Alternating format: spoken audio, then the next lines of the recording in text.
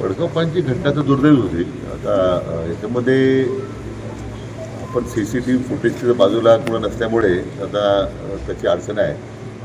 तरी आता पोलीस अधिकाऱ्यांना जे शाळेमधले जे CCTV फुटेज आहे ते आता तपासायला सांगितलं. ते आम्ही तपासतोय, कारण त्यामध्ये आता शाळेमध्ये फुटेज CCTV आहेत तुम्हाला कल्पना नाही आहे, पण असली तर मग त्या गेटवर कोण उभं राहत होतं, सातत्यानं कोण त्या गेटवर येत होतं मागच्या 4-5 दिवसामध्ये, असे कोण मोटरसायकलवर मुलं आहेत, तो एक त्याची माहिती घ्यायला सांगितली. आणि प्लस मला वाटतं दुसरं याच्यामध्ये जी साधारण आम्ही गावातली काही मुलं त्यात समाजकंटक आहेत आम्ही, काही लोकांना आपण चौकशी करत ताब्यात घेतलं होतं, पण त्यांच्याकडून काही फार निष्पन्न झालेलं नाही.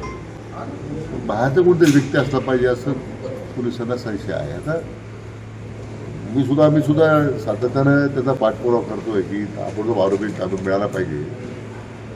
ही जी विकृती समाजामध्ये पसरत चाललेली आहे याचं किती निश्चित करावं थोडं कमीच आहे. संगमनेरची सुद्धा घटना त्याच दृष्टीने आहे. पण मला वाटतं आता मी सगळ्याच ठिकाणी CCTV बसवण्याचा आपण शहरामध्ये निर्णय केलेलाच आहे. परंतु ग्रामीण भागामध्ये अडचण आहे, ते ग्रामपंचायतींनी खरं त्यात पुढाकार घेतला पाहिजे.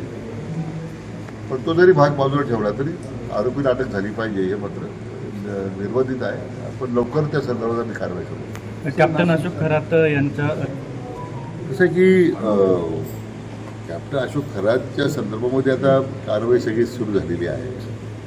आणि मला वाटतं पहिला गुन्हा तर शिर्डीमध्येच दाखल झाला होता. आणि दाखल झाल्यानंतर मग त्याची मला पूर्ण कल्पना होतीच आहे.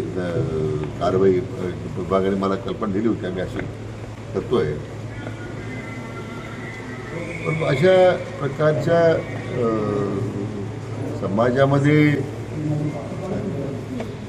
अज्ञानाचा गैरफायदा म्हणा किंवा या सगळ्या वस्तुस्थिती ज्या समोर येते ती क्लेशदायक आहे.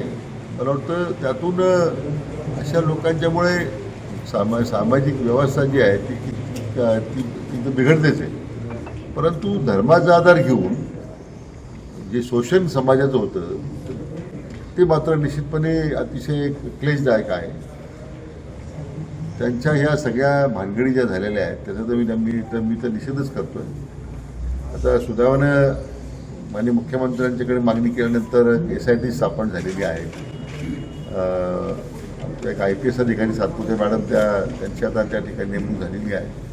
मला वाटतं एक कर्तव्यदक्ष अधिकारी म्हणून ते जी ख्याती आहे या त्याची जी पाळंमुळं कुठपर्यंत उचलेली आहे याचं मग पुढे प्रॉपर्टी कुठं आहे, आणखीन कोणाच्या प्रॉपर्टी त्यांनी बळकावल्यात का, ही सगळी चौकशी केली जाईल. त्यांच्या ट्रस्टवरती राष्ट्रवादीचे काही कार्यकर्त्यांचे शिर्डीमध्ये जे राष्ट्रवादीचे कार्यकर्ते आहेत, पदाधिकारी आहेत, त्यांच्या ट्रस्टवरती आहेत ते आता जे असतील त्यांनी जे ट्रस्टी आहेत त्यांना ताब्यात घेऊन चौकशी करावी ना.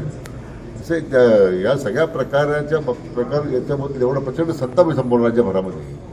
मला वाटतं जे काही त्याच्यामध्ये जे ट्रस्टी असतील, आणखीन कोणी त्या जवळच्या असतील किंवा त्या व्हिडिओ क्लिप काय आता जवळ 17-18 व्हिडिओ क्लिप आलेल्या आहेत, त्या क्लिपमध्ये कोण आहेत ते सगळी माहिती पोलीस घेतीलच ना.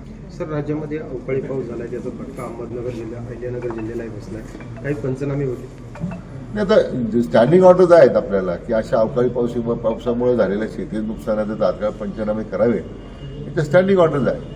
मला वाटतं मी आज मी जिल्हाधिकाऱ्यांना मी सूचना दिलेल्या आहेत की कुठेही शेतकरी मदतीपासून वंचित राहणार नाही या दृष्टीने 100% ज्या भागात अशा वादळामुळे झालेलं पिकाचं नुकसान आहे त्याचे पंचनामे झाले पाहिजे.